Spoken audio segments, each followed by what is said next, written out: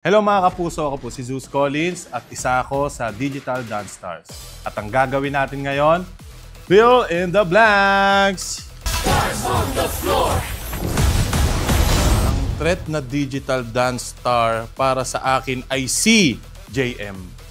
Napakalupit naman kasi niyan, talagang idol yan pagdating sa sayawan. So JM ang pinaka-solid. Sina Blank at Blank ang pinakamaingay na celebrity at digital dance star.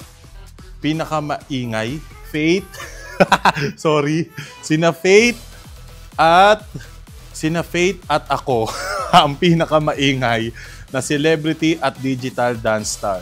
Wala lang kasi madaldal talaga kami. Si Blank ang kaya kong lampasuhin sa dance arena. Uy, nakakaano naman to? Si Joshua. Sorry, Josh. Kasi di ko pa siya masyado close eh. Si Joshua ang kaya kong lampasuhin sa dance arena. Rehearsals pa lang ni Glyza, full out na agad. O rehearsal pa lang talagang as in napakasipag niya. Yung tipong ako pagod na pero siya talagang game. Kaya talaga maano ka eh. Yung madadamay ka, hindi ka pwede mag-petics kay Glyza. Talagang full out lagi yan. Si Kakay, shy type nung simula, pero halimaw pala sumaya. Humataw.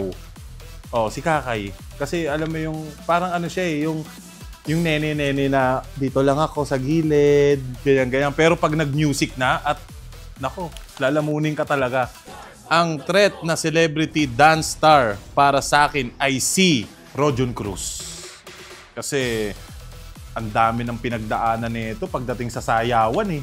Kumbaga, veterans moves, yung mga ganon. Kumbaga, veterans moves to eh. Talagang ano siya, yung... Kumbaga, nagsisimula pa lang akong sumasayaw.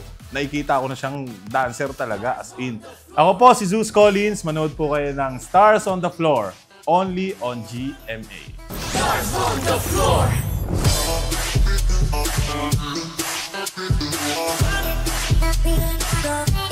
We